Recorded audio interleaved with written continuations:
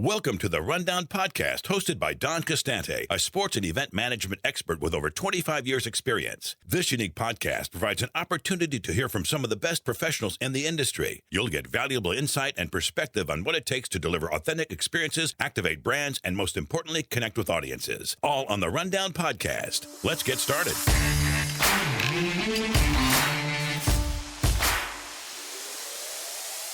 How can you survive, thrive, and drive results in this new norm?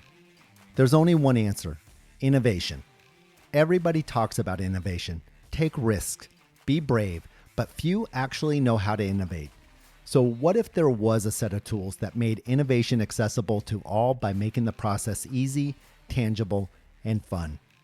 Well, today's guest has done just that. He's created a design thinking innovation toolkit, and his name is Duncan Wardle. As head of innovation and creativity at Disney, Duncan and his team helped Imagineering, Lucasfilm, Marvel, Pixar, and Disney parks to innovate, creating magical new storylines and experiences for consumers around the globe. Since leaving Disney, Duncan started Ideate and Innovate, and now brings his extensive experience to audiences around the world using a very unique approach to design thinking that not only places the end user at the core of the creative thinking process, but also helps people capture unlikely connections, leading to fresh thinking and disruptive ideas. In this interview, Duncan shares his philosophy and some of his tools from the Design Thinking Innovation Toolkit. He explains what's wrong with marketing today, identifies the right mindset required for innovation, describes key barriers to innovation and creativity, highlights several creative behaviors that enhance the collaboration and creativity process, provides suggestions for how to facilitate a successful ideation session, explains how to get your ideas approved, and much more. I think it's time to get started. Let's meet Duncan Wardle. Hi, Duncan. It's a tremendous honor to have you on the Rundown today. Well, thanks for having me. I got to tell you, your design thinking and innovation toolkit has just had the biggest impact on the way that I do business. Cool. Let's start at the beginning.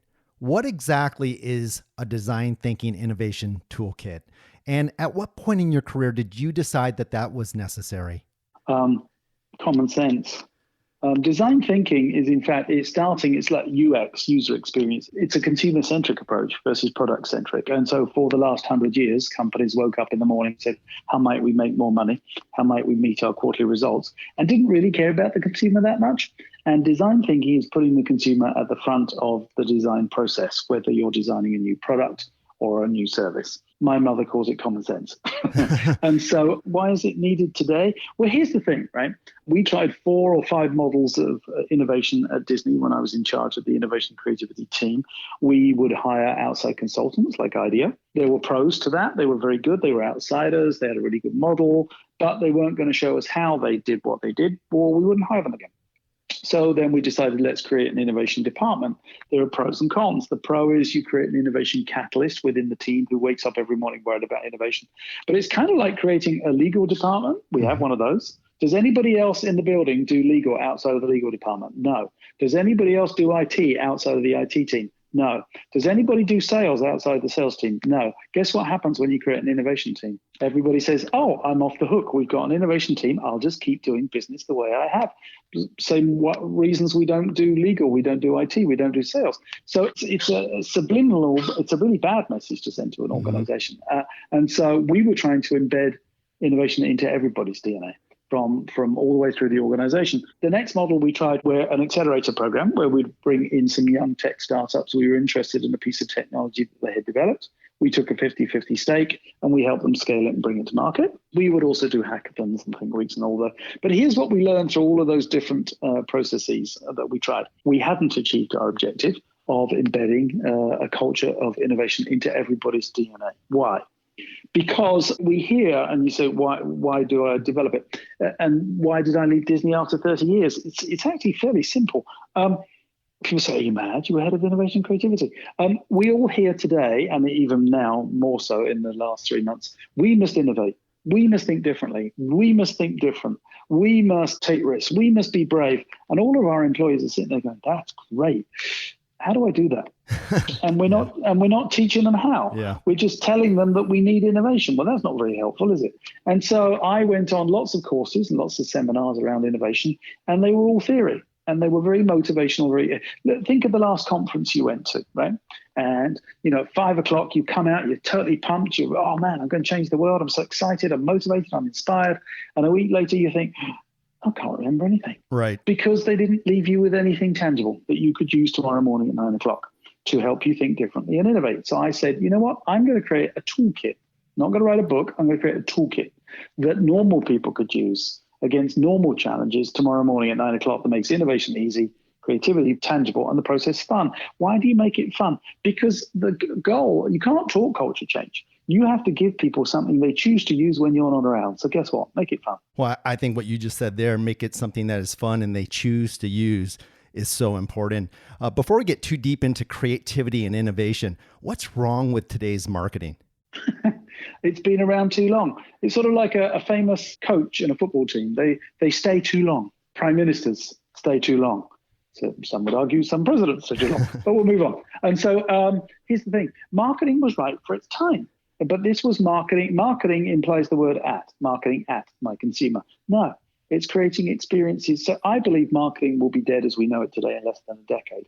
Why do I believe that? Because, you've got millennials coming up underneath our generation. You've got Generation Z coming up underneath them who care more about purpose than profit. Not only will they not buy your products and services if they don't believe in what you stand for, they don't want to work for you. Well, how are you going to be relevant 10 years from today? So look at your Facebook feed. Look at your Instagram feed. Every third image is an advertisement. And it's called a social media feed. I choose to be social. I choose to see what my friends are doing and other people. I don't choose to. We use the word disrupt the consumer. Piss off. I don't want to be disrupted. Now, I may have been neutral on your brand before you disrupted me. Now I actively dislike you. And so marketing, here's the thing. Walt wasn't an idiot, okay? Disneyland opened its doors on July the 17th, 1955. Disney did not enter the world of advertising until 1989, 30 odd years after Disneyland was opened. Why? And this is where retail deserves to go out of business. They've done nothing for 30 years other than try and take your money. And what do supermarkets do? They move the products around from shelf to shelf so that every 3 months you have to go and discover where your favorite item is, so that you might buy something else that you didn't want. It's like, no, that is not consumer centric. That is product centric. But here's the thing. Walt wasn't an idiot. Walt created an experience first, retail and marketing second. Why is that important? Well, if I were to ask you to name the 4 or 5 most successful shopping malls on the planet, I don't suppose you would think to name any of them. They are, in fact, Disneyland, Walt Disney World, Tokyo, Paris, Hong Kong, Disney parks. The most successful shopping malls per square foot revenue. They are by a long, long way. You don't think of Disney parks as a shopping mall because Walt created an experience first. And so he also created so let me just finish up. So now, how do I manifest that? How does that create revenue? Well, let's think. Before Universal Studios bought the Harry Potter franchise over a decade ago, they used to sell their Coca-Colas for $3.50, but today it's a butterbeer and it's $11.50 plus tax. That plastic stick you see before you that you wouldn't give me $2 for? No, sir. This is Dumbledore's wand. It's the Elder Wand, in fact, and it'll be $64 plus tax to you. And so by creating an experience, they're driving revenue. Walt created a place where people could come and touch and feel and play with the brand. Why is that important? So is Popeye still alive? No. Bugs Bunny? No. Wile E. Coyote? No. Barney the dinosaur? Thank God he's dead. Think of all the cartoon characters you grew up with that no longer exist. Why do they no longer exist? Because they were never given a place where people could come and touch and feel and play with the brand. Right. People could go. So that is the importance of experience. I also think the other thing that, again, marketing wasn't wrong. It was right for its time. Now we're entering what I call the experience economy, and I can talk to a couple of ideas as to how we can create an experience for our consumers. But here's the other challenge for marketing. Marketing was built on branding. I brand my cow. So that's where branding came from. We used to brand our cattle on the ranches, and we used the same brand, so they all look the same, so we could recognize them.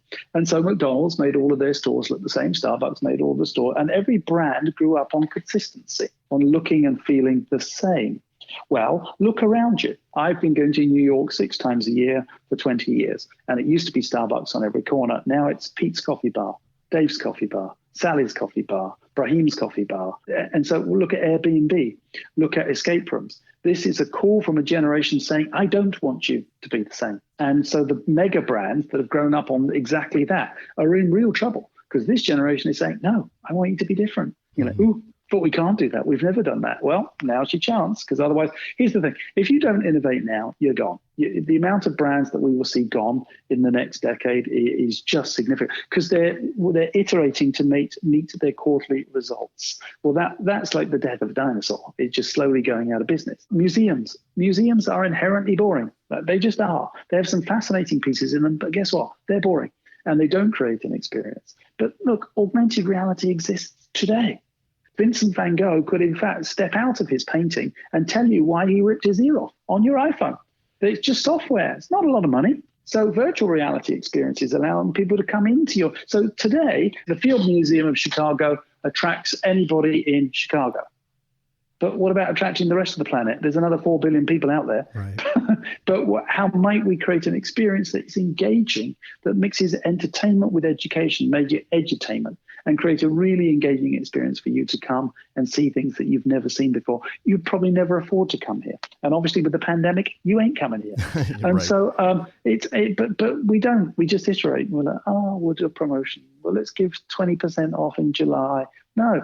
If you discount your brand, massive mistake. Monstrous mistake. Never discount your brand. Then you become a product or a service. And if you become a product, I can buy you on Amazon. If you create an experience, I have a reason to come and visit you. But if you're a product, I'll buy you on Amazon, thanks.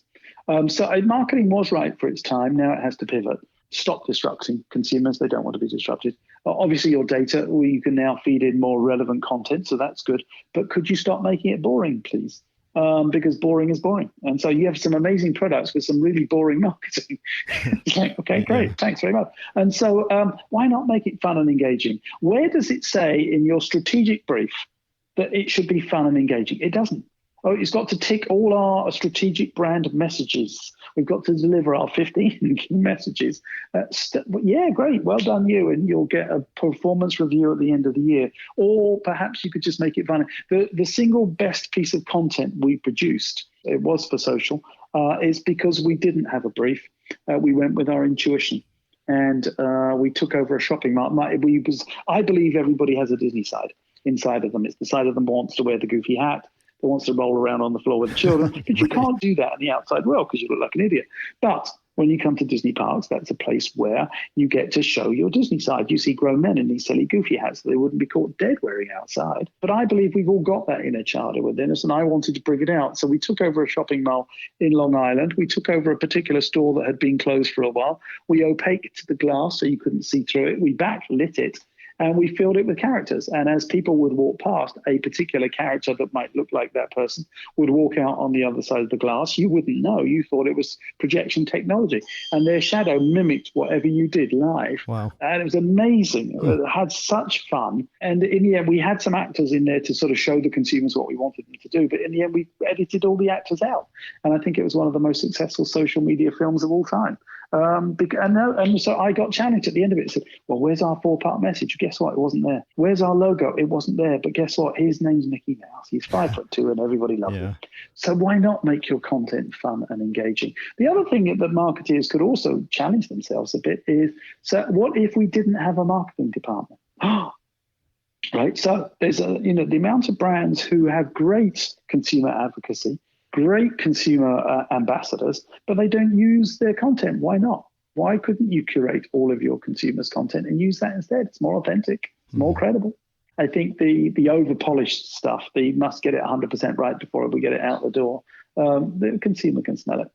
As I listen to you speak, Duncan, the one thing that keeps coming into my mind is that the success of organizations are still going to depend on creating those great experiences. However, the experience in the next decade is going to look a whole lot different than what we thought it was going to look like just 3 months ago. Experiences now will rely more. Here's the thing. Technology never comes as fast as we think it's going to come, except guess what? We're going virtual so fast we won't know which way to blink. So if we thought augmented reality was 5 years away, it's not. It's here now. If we thought virtual reality was 5 years away, it's not. It's here now. So why not invest in it? Why not have people come and visit you in a virtual experience? Why not create, gaming? What could you do in a gaming world? Pokemon Go get children to walk down my subdivision, which is the most boring subdivision on the planet. But because they made a fun, engaging experience. Yeah. So with the world's current situation, as you said, there's never more importance placed on creativity and innovation. And before we get too deep into talking about innovation and creativity, can you give a little clarity to the listeners as to the difference between the two? Yeah, easy. Creativity is the ability to have an idea. Innovation is the ability to get it done. Most organizations are very good at part A and a total disaster. So how many brainstorms have you ever been to where nothing ever happened? Too many. Right. How many brainstorms will you be invited to in the next 10 years where you already know nothing's going to happen? Yeah. It's because we haven't equipped people with the right tools to help them bring ideas to fruition. So if innovation is the ability to get things done, what's the right mindset needed for innovation? Well, so first of all, there's the creative behaviors and signaling. First of all, it's about setting yourself up for success before the session starts. Yep. So even setting up the room. So, for example, we tend to all sit with tables. Did you ever used to watch American Idol? Yes. Randy, Paul, and Simon, what did they used to sit behind? A large desk. At the moment, and what was their role? They were judges. Judges, yeah. Mm-hmm. The moment you put somebody on the other side of a physical object to you, they will think reductively and they will judge your work as you go. Signaling, be careful if you. So think about the room. So, for example, the Hong Kong Shanghai Bank, by the way, I'll bet you whoever's listening to this has a boring meeting room where they work. They're all boring. In fact, they're grey. What was grey a cheaper colour 10 years ago? But yes, they're grey. Grey tables, grey chairs, grey carpet, grey walls, no windows. Good God, man. So within 5 miles of wherever you work, I'll bet you there is an art school with a professor who needs projects for his or her students and students who need a portfolio.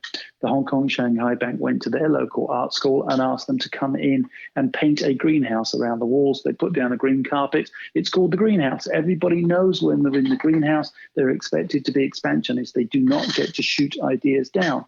Pixar has a plussing meeting. What do you think they do in a plussing meeting at Pixar? Give their opinions without any obstruction? Yeah, they add on. Did you used to work at Pixar? No. No, it's a very clear signal of the behavior that I'm looking for today. If you call it a presentation, I'm scheduling a presentation for Tuesday. Oh, you're already dead. Why? Because you've just called it a presentation. You've asked people to think reductively and judge your work, and you haven't got in the room yet. Yeah. So when you're in the room, we tend to, by the way, how many PowerPoint presentations did you sit through last year, roughly? Oh, probably 6 or 7. Wow, you were lucky. Most people have to sit through 3,000 a year, I should think. Anyway, by the time they get to page 32, bullet point 14, you're not awake and neither is anybody else. Take your PowerPoint presentation and print it out. Stick it on the walls. Invite your key stakeholder to come for a walk with you. Bring them out from behind the table. Start with your success criteria, your challenge statement, your hypotheses, your consumer insights, your ideas, and cover your final recommendation as you walk the walls, because we all know they read the head. As you walk with someone, you turn a presentation into a conversation. Right. And they will start building on your ideas and not shooting them down. Instead of saying, what do you think of my idea, where you're asking them to think reductively, you might reframe the question and say, could you help me build on this work? Could you help me think about this differently? And you are eliciting an expansive response from your partner, but get them out from behind the table. If you don't believe me, by the way, this works 100% of the time, not 99% of the time. Try it on a mate. Do the same old boring PowerPoint presentations you've always done by standing at the front of the room with your clicker and record their feedback. And then do it again. Same presentation. Record their feedback. Don't tell them what you're doing. You'll be stunned at the difference in their feedback you'll find. So it's very important. So I tell people, guys, we're in an expansionist session today. You don't get to shoot ideas down.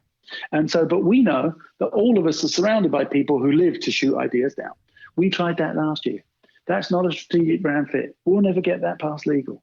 So here's what we're going to do. Are you familiar with Star Wars? Yeah.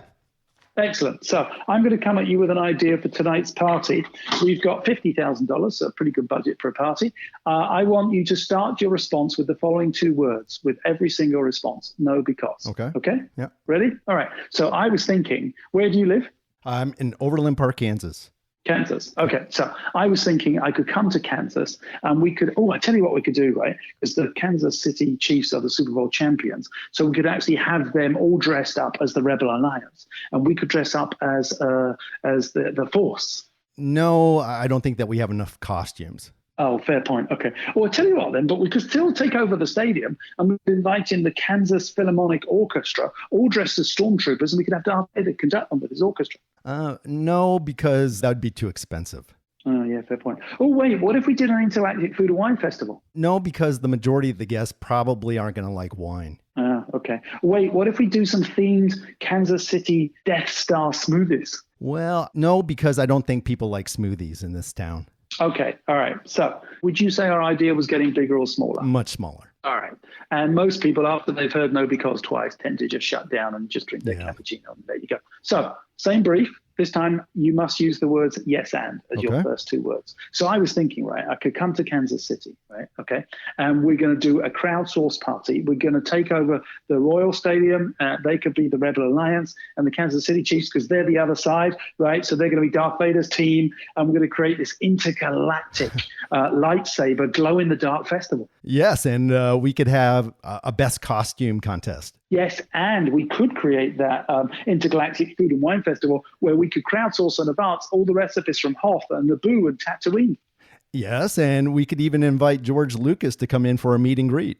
Oh, yes, and he could come in dressed as Darth Vader and nobody would know it was him, and then he'd reveal himself. Yes, and maybe what we do is we give everybody a lifesaver as a gift when they leave to take home.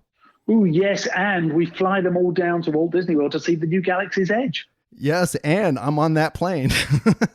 So, did our idea get bigger or smaller? Much bigger, yeah, much bigger. Okay. But far more importantly, when we finished developing the idea together, whose idea was it? It was our idea.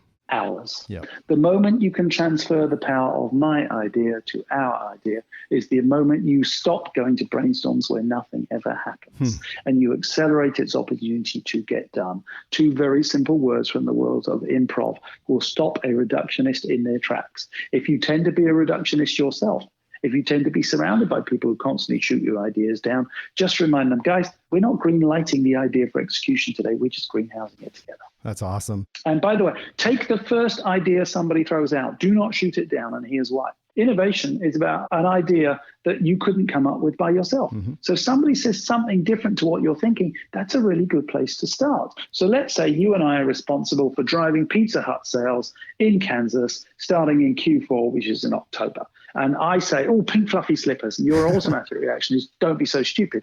But if you stop for a moment and seek to understand by asking questions, why pink fluffy slippers? Well, didn't you know it's Breast Cancer Awareness Month? Oh, no, I didn't. Well, I was thinking we could do a promotion with the NFL, right? And we're going to create this screaming hot pink pizza. And in fact, the Kansas City Chiefs are going to wear pink that night to kick it off. Everybody's going to get the screaming hot pink pizza free in the stadium. It's going to have hot pink pepperoni, hot pink chilies. 25% of the ticket is going to go to breast cancer awareness that night. But if anybody orders one through Uber Eats in the following month, they're going to get a pair of pink fluffy branded sizzling slippers. And suddenly you're like, oh shit, that's a really good idea. But if the first two words out of your mouth were no because, you're gone. So always take the first offer. You don't know where it's going to go. It could end up a good idea or a bad idea. Take that idea for two reasons. A, you weren't thinking of it. Good place to start.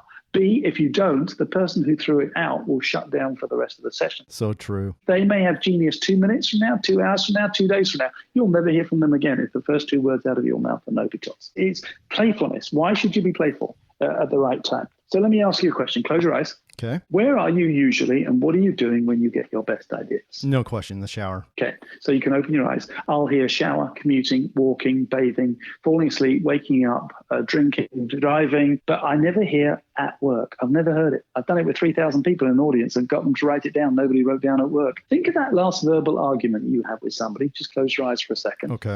Okay, got it. Yeah. So open your eyes. The argument's over. You're angry at Fred. Fred, you son of a bitch. You blank up with my boss on that email. I'll never work with you again. You storm out of the office. Pissed off at Fred. Never work with him again. Total bastard. Yeah. Go over to my local coffee shop. Sit down. 5 or 10 minutes after the argument's over. Got my cappuccino. Beginning to relax. And boom, what just popped into your head? The one-liner that I wish I had used. Yeah, the killer one-liner. The perfect, beautiful one-line. If I'd have said that, it would have gone down. Did you ever deliver the perfect line during the argument? No, not a chance. No. always 5 minutes afterwards. Why? Why is it 5 minutes afterwards? When you're in an argument, your brain is very busy defending itself. And when you're in the office, you're doing emails, doing presentations, doing PowerPoints, answering phone calls on a Zoom, we hear ourselves say, I don't have time to think. The number one barrier to innovation. But the moment you gave yourself time to think, you stepped into the shower, you're falling asleep, you walked away from the argument, boom, you came up with a killer one-liner or the big idea. Well, how do you get there on demand when you're looking for big ideas? Believe it or not, by being playful. One of the things that children are very good at. Why is playfulness important? Why do I run energizers at the beginning of every session I run? I ran an energizer for 60 seconds. It's a fun exercise deliberately targeted to make people laugh. Because the moment I hear people laugh, I know I've opened the door between their conscious and subconscious brain. It's called the reticular activating system. I call it a door because it's easy to remember. It separates your conscious brain from your subconscious brain. But your subconscious brain is 87% of the capacity of your brain. But you're not using it most of the day because the door is closed, because you're stressed and you don't give yourself time to think. You're working with 13% of your brain. Well, wouldn't it be nice if you could access the other 87%? And by being playful, you do exactly that. So as you step into the shower, you can still make an informed decision, but you can still have big ideas. You've just opened that door wide enough from what I call busy beta to amazing alpha. If you get your best ideas falling asleep or waking up, the expression came from Thomas Edison when the penny drops, that eureka moment when I had the big idea. Thomas Edison used to literally put a penny between his knees, sit in an armchair at night, put a tin tray on the floor. As he would fall asleep, his muscles would relax, the penny would drop, make a noise and wake him up, and he would write down whatever he was thinking. And you may think, that's stupid, I'd never do that. Okay, well, we had more patents invented in the 20th century than anybody else. If you're one of those people who gets their best ideas before you fall asleep or as you're waking up, just keep a notepad by the bed, because you promise yourself you won't forget them by 7 a.m., but we all know you don't. You always forget them. So the other thing is brief in the ideation session 4 or 5 days in advance. Why is that important? It's important because you will go to the place where you have all your best ideas between now and the ideation session. We'd like to think you have a shower, you'll walk the dog, you'll go commuting, you'll fall asleep, you'll wake up. All those places where you have your best ideas. Now, I've heard you say in the past, we're all born creative. We're all born with amazing imaginations. If that's the case, what happened? Why do so many people struggle with the creative and innovation process? Can you speak to some of the barriers to the innovation and creativity process? I know that you mentioned already lack of time. What other obstacles or barriers are there? Oh, this is easy. You. Yep. Everybody listening to this podcast, you are the biggest barrier to innovation, and so am I. And here's why. I worked for the first 20 years at Disney. I was in public relations. I ended up as head of public relations before I took over innovation and creativity for the last 10 years. My river of thinking on Disney and public relations is very fast, very wide, and very deep, built on years of experience and expertise. It enables me to make quick and informed decisions. But we all stay in our river of thinking. We're being asked to get out of our river of thinking and think differently and disrupt more often and faster, but we can't do it because it's difficult to stop thinking the way you've always thought and to help people think differently. So I've developed some tools to help people do exactly that. The first one is called What If? What if the rules no longer applied? Essentially, it was applied by Walt Disney to create the biggest creative idea of the 20th century. He used to show movies in a movie theater, and he wanted its heat pumped in during the hot scenes with flames, or mist pumped in when it was raining. And the theater owner said, no, Walt, too expensive. So Walt used this tool called What If? And he listed all the rules of going to movie theatre. It's dark, it's dirty, and I must go at the set time. I must watch one movie at a time. I must buy a ticket. I, Walt, can't control the environment. So he then, in less than 2 minutes, asks as many what-if absurd questions as you can in less than 2 minutes. Why do you do it in less than 2 minutes? Because if you take longer, you'll think of all the reasons why you can't do it. And he said, well, what if I could control the environment? That's not provocative enough. The more provocative and absurd your what-if question, the further out of your river of thinking you get. So he said, well, what if I take my movies out of the theatre? Well, that was a provocative question in 1940. If you know the answer already, it is not innovation. It is iteration. He didn't know how to do it. So he said, well, what if I take my movies out of the theatre? They can't be two-dimensional. Well, wait a minute, what if I make them three-dimensional? Well, if I make them three-dimensional, I'd have to have people play the characters. Well, if I had people play the characters, I'd have to have them wear costumes. Well, but people wouldn't be immersed in the stories because you can't have Cinderella standing next to Jack Sparrow and Davy Crockett. Ooh, what if I put different lands? Oh, wait a minute, boom. What if I called it Disneyland? The biggest creative idea of the 20th century.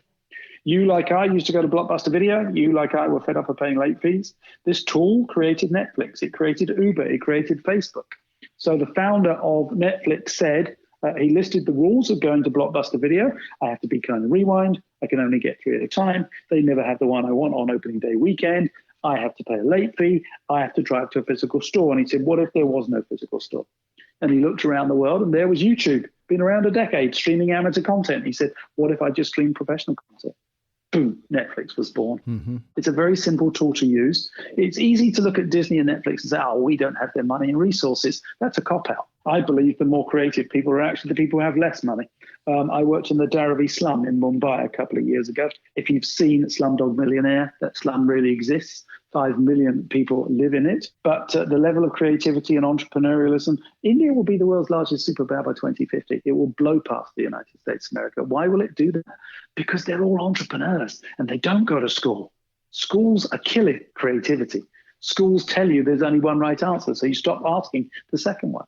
When you were a kid, you got something for Christmas. It came in a monstrous box, and you spent one day playing with the toy and a week playing with the box. Why? Because the box could be anything you wanted it to be. It was your castle, it was your fort, it was your rocket ship, it was your kitchen. And then you went to school and the teacher said it's just a box. Right. And so, as a kid, you used to ask why? Your children are actually better than your consumer insights team at getting to the core consumer truth, because they don't stop at the first or second why. They keep drilling down because they know you lied the first time. And so if you ask somebody, as your data does, why do you go to Disney parks? If I did that on a survey, the survey would tell me out of 5,000 people, we come for the rides. Oh, well, then I'll just spend a couple of $100 million on a capital investment strategy, building new rides. Well, wait a minute. What if I act childlike, not childish? Paused for a moment, spent time with my consumer and said, well, why do you go for the ride? Well, I love It's a Small World. Why on earth do you love It's a Small World? Well, I remember the music. Why is that important? That reminds me of going with my mum. Why is that significant? I take my daughter now. Boom. On the fifth why, your insight for innovation is unveiled. She's not going for a new capital investment strategy. She's going because of her memory and nostalgia. That is a communication campaign, not a capital investment strategy, one that saves you hundreds of millions of dollars of going in the wrong direction. So we're born creative. We're born curious, and then we just get it squeezed out of us. So I was in the slum. The project I was given was how might we create light where there is no electricity. I didn't know how to do it. So, but we noticed one day we were out having lunch outside, and there was a plastic bottle on the table, a small one that you drink out of. And the sunlight hit it, and it refracted the light across the table. So we peeled the label off the bottle, and the light went further, refracted further off the edge of the table. So we played with water, drinking it up and down, and we refracted light further and further and further. Then we cut off the little lip that you drink out of, and the light refracted further. So then we went inside to a hut, because they have no windows, because they're side by side by side. We cut a hole in the roof of the hut, stuffed the bottle through the hole, and sure enough, during daylight hours, we lit the entire hut where there was no electricity. So I phoned up the CMO of, I think it was Evian at the time, and I said, hey, you're about to trash the planet with 500,000 empty plastic bottles, or you could give them to me for free, and you have to take your brand off because I don't want the label. And I explained why I didn't want the label, and we lit 500,000 huts for free, where there was no electricity. Wow. So saying you don't have the resources, in my opinion, is a total cop-out. Right. If you see the level of industrialization that's taking place in this slum with no resources, it will blow your mind. And so saying we don't have the resources is it's a total cop-out. The other thing you might consider doing is bringing in a naive expert into every session you run. What or who is a naive expert, and what is their role? A naive expert is somebody who doesn't work for you, and they don't know what you're working on. They don't work in your industry. They won't solve the challenge for you. That is an unrealistic expectation. Their role is there to stop you thinking the way you always do by asking the silly question that you're too embarrassed to answer in front of your peers, or to throw out the audacious idea ungoverned by your politics, hierarchy, and turf. Do you have a paper and pen with you, Dom? Yeah, I do. Cool. All right. So we were tasked by Disney Imagineering to come up with a new retail dining and entertainment complex for Hong Kong Disneyland. I had in the room 12 white male American architects over 50. That is called groupthink. I invited into the room a young female Chinese chef from Hong Kong, because we were doing a session in Hong Kong. I invited her in because she was the antithesis. She wasn't an architect. She wasn't male. She wasn't old. She was a young female Chinese chef. And so I knew she would think differently to everybody in the room. And I gave them the following task that I will give you now. And if you're listening at home and if you've got a pen and piece of paper, grab it. I'm going to name an object. You're going to draw it, but you only get 7 seconds to draw that object. Tell me when you're ready. I'm ready. All right. Please, would you draw a house? 7, 6, 5, 4, 3, 2, 1. Now, I'll describe your house to you and you tell me how accurate I am. Okay. It's a square at the bottom. It's got a door in the middle at the front on the ground floor. You've drawn 2 windows. You're probably still so insecure you've drawn bars over them. Yeah. And the shape of the roof is a triangle. How did I do? And I have a chimney too, so. Oh, yes. Well, there you go. So, and I dare say, you went into your river of thinking. Yeah. All of your experience, all your expertise tells you this is what a house should look like. And you didn't even consider the options. Well, when we held our pictures up, all of them looked the same except one, the young Chinese female chef. She drew dim sum architecture. And so, which is the dim sum that your bamboo dish that your dim sum comes in with a little Chinese lady waving out the side of it. And on the way out the door, somebody put a Post-it note over her drawing that said, dim sum architecture, distinctly Disney, authentically Chinese. 7 years later, the strategic brand positioning that guided the entire design of the Shanghai Disney Resort was distinctly Disney, authentically Chinese. Another tool you can use, actually quite a useful one, created by Walt Disney, simply by re-expressing the challenge to stop you thinking the way you always have and to help you think differently. He said, we will not have any customers in our park. We will only have guests. We will not have any employees in our park. We will only have cast members. They'll be cast for a role in the show. They'll wear a costume, not a uniform. They'll work on stage, not backstage. And with that simple re-expression of a challenge, he stopped people thinking the way they always did, got people to consider guest service in a completely different way, has created the best guest service in the world that everybody tries to replicate and duplicate, but nobody gets it right. So an example of how this tool works, let's say I'm coming to Kansas, you've got a pen and a piece of paper. Mm-hmm. I would like you to shout them out as you write them down. We're going to open a car wash together. I want you to tell me 3 of the essential components we must have in our car wash. Okay. Soap, water, brushes, towels. That'll do. Yep. That's good. All right. So let's say I was actually coming to Kansas and, oh, by the way, did you know there were 2 Kansas cities? Yes. Yeah, I realized that when I moved here. Good God. Well, could you tell the rest of the planet to stop us all showing up in the wrong one, please? Yeah, I hear you. Anyway, sorry. So now I'm coming to Kansas City, Missouri, or Kansas City, Kansas. And you and I are going to go into business and we're going to open an auto spa. Now, what could we put in our auto spa? Massage chair, masseuse, concierge, drinks. That'll do. Stop. I said car wash. You went into your river of thinking. You said water, brushes, sponge, dryer. I said auto spa. You went masseuse first. Right. In less than 5 seconds, all I did was re-express the challenge. It's the same challenge, but created a much more exciting product. So it's a very simple tool. In 2011, if we had said, and by the way, if companies consider to ask the following question, they will go out of business. And this is the question they've asked themselves for 100 years, so they're going to have a hard time to stop asking it. How might we make more money? We've asked it for 100 years.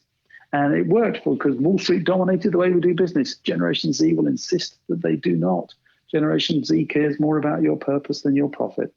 Not only will they buy your products and services, they won't want to work for you. Well, if people don't want to work for you, you won't be here by 2030. It's as simple as 1 generation away from going extinct. Mm-hmm. I don't care how big your brand is. Instead of saying, how might we make more money? If we'd said, how might we make more money, we'd have put the gate price up by 3% and we'd have made our quarterly results. But instead of that, we re-expressed the question and said, how might we solve the biggest consumer pain point? Well, we all knew what it was. It was standing in line. So we looked around the world and we found RFID technology, which resulted in distance magic bands. Now you don't check in or check out. It is your room key. It is your theme park ticket. You swipe and go. It has reservations for your favorite character meet and greets, favorite rides. You can pay for your merchandise with it, have it sent to your hotel room just by touching it. You can save your fast food on your phone. You go to the restaurant for lunch. A restaurant knows you're here, knows what dish you've ordered, and you're seated at table 47. Had we have said, how might we make more money, we'd have made 3% profit margin. But because we re-expressed it and asked it through the consumer's eyes, not ours, the average consumer or guest in a Disney park has about 2 hours free time they didn't have 4 years ago. What has that resulted in? Record revenues, record guest satisfaction, record intent to return, and intent to recommend. And over 20 million people a year pouring through the gates, live crowdsourcing the future design of every product and service Disney creates, simply by telling them what they like and what they don't. A remarkably powerful tool. Now, Duncan, within your design thinking innovation toolkit, you spend some time identifying some creative behaviors that enhance the collaboration and innovation process. I know you've mentioned a couple today, specifically playfulness comes to mind, but what are some other creative behaviors? Well, we talked about curiosity, asking why. We talked about signaling, getting the signaling. So I might draw a picture of a birthday present and I might put it on the wall when people come in, and I'll ask people to guess what it is. And somebody will say a present. I'll say, yes, I know you're physically present. I need you mentally present here too. Do we all agree to put our cell phones away? Because we all know our boss and clients gets their cell phone out, and we know how it makes us feel, and we know we've done it to other people. But we don't go up to our boss and client and say, hey, could you put your cell phone away a minute, please, because I'm presenting. You can't do that. But you could go back to that picture and say, hey, guys, remember we all agreed to be present? And I'll watch that person put their cell phone away, but I didn't have to ask them to do it. I'm getting the behavior I want out of them. I'm creating a good environment. I'm nurturing. Nurturing is another one. That's the yes and tool that I talked about. We talked about playfulness, talked about curiosity, intuition. A remarkably powerful tool. You have 100 billion neurons in your first brain. You have 100 million neurons in your second brain, which is your gut. And what do we make most of our decisions with? Oh, yeah, we went with our gut. Remarkably powerful tool to go out and sometimes challenge your data. If you're only looking in your data, you're only looking where your competition is looking. So how will you find that one insight for innovation? Sometimes by using your intuition. We were tasked by Disneyland Paris to get more people to come more often. Our going in hypothesis was we build it, they will come. Why? Well, because we've always done it that way. We just build a new attraction, they'll come. But our data was clearly missing something because we knew who could afford us, who had an affinity to the brand, who'd been shopping online, who was a 10 out of 10 of them coming this year, but they hadn't come. So our data was clearly missing something. So I put it to the organization that these people were either liars or procrastinators. They told us they were coming and they didn't. So let's go find out. We went and spent a day in the house of all of our different consumers, 26 different consumers for a day each. And so much more useful than focus groups. People are much more relaxed when they're at home without a two-way mirror. When they're at home, they tend to be seated next to a loved one. You get real honesty out of couples, not out of individuals. You know, if you BS a bit and your spouse or boyfriend or girlfriend sitting next to you, they'll bust you straight away. Yes. You know, so if you ask a dad in a focus group, what do you do at Disney? He's going to say, I go on the thrill rides. I'm a manly man. Well, that tells me to build more thrill rides. But his wife's there. She's going to go, no, honey, you did Small World 17 times back to back last year and you really loved it. You get real honesty out of couples. It's not just what they tell you, it's what you notice that will confirm or deny your data. We were in a house. I saw a photograph on a mantelpiece and I said, oh, how old are your children? Like 4 or 5? She goes, no, they're 14 or 15. And we came back together and we all had the same clue. And we thought, there's something here. So how do I know this to be true? Because everybody listening to the show, if they're my age, they have a photograph of their children that's at least 10 or 15 years old on their fridge or in their kitchen or in their family room. And if you're young enough that you don't have children, you are fully aware that your parents have that awkward, dorky one of you on their living room wall that you wish they got rid of years ago.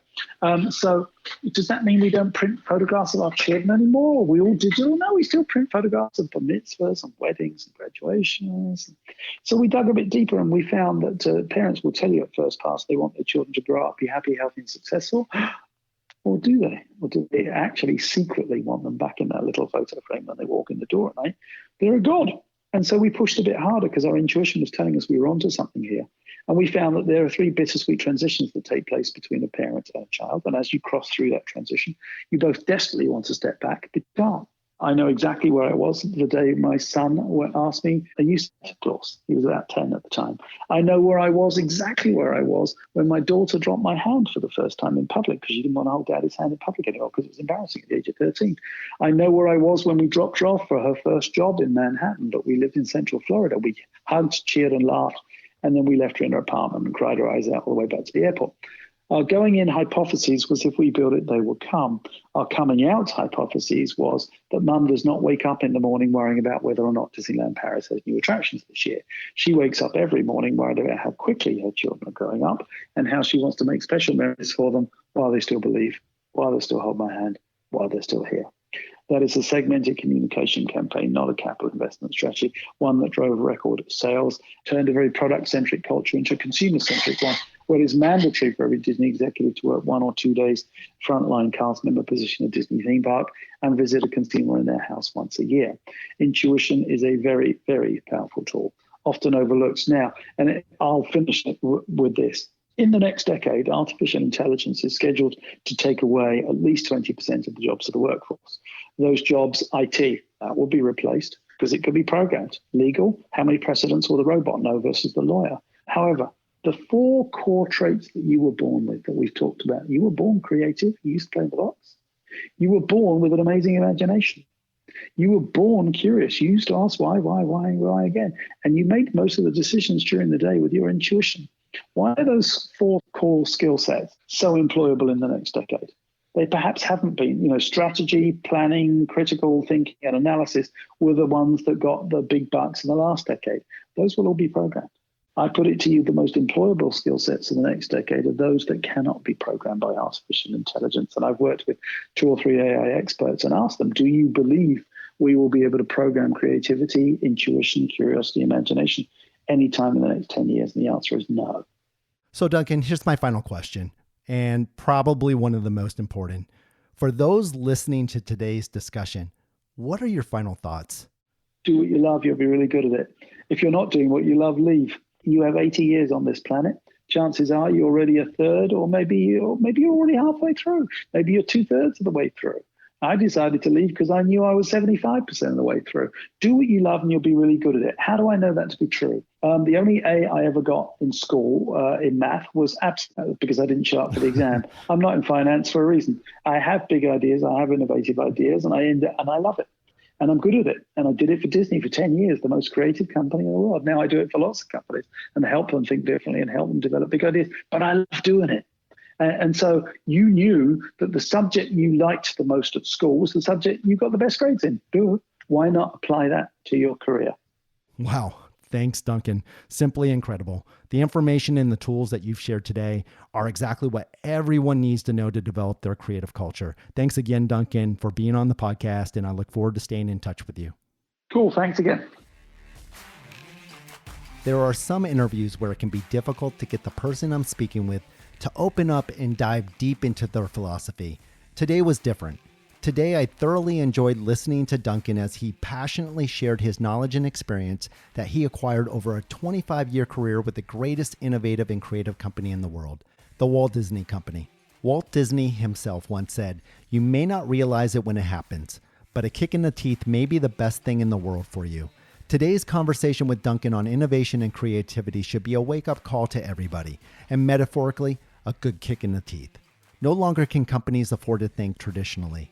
And as Duncan said today, if you don't innovate, you're dead. The information that Duncan shared from his experience in the design thinking toolkit is definitely a game changer. It's almost impossible for me to single out just a few of the key takeaways from our conversation today, but I'll give it a try. First, marketing will cease to exist within a decade and be replaced by the experience economy. Next, use the words yes and to stop a reductive mindset and build upon ideas together. Remember, the moment you can transfer the power of my idea to our idea is the moment that you accelerate its opportunity to get done. I loved when Duncan talked about the creative behavior playfulness and how playfulness allows us to pursue all sorts of possibilities without being constrained by looking for just one right answer. What did he say? Use energizers whenever you need to get people into a playful mindset. And what about ideation sessions? His suggestion was to bring a naive expert into every session. They won't solve the challenge, but they will say something that will get you outside your river of thinking and thinking differently. And I thought Duncan's suggestion of re-expressing the question was really interesting. Instead of asking, how might we make more money? Re-express the question by asking, how might we solve the biggest consumer pain point? And finally, what did he say in the last question I asked him today? Do what you love, and you'll be really good at it. I apologize for the long list, but to be honest, I could have gone on. There was just so much information that really resonated with me. Regardless, I certainly hope that today's information was as beneficial for you as it was for me. I want to thank Duncan again for being on the podcast and for sharing his philosophy and the Design Thinking Innovation Toolkit with all of us. Well, that wraps up another episode of The Rundown. As always, I encourage you to reach out to me and share your thoughts and or questions at therundown@castanegroup.com. That's therundown@castanegroup.com. Also, I would really appreciate it if you would subscribe and share this podcast and follow us on LinkedIn and Instagram. And until the next time, I'm Don Costante.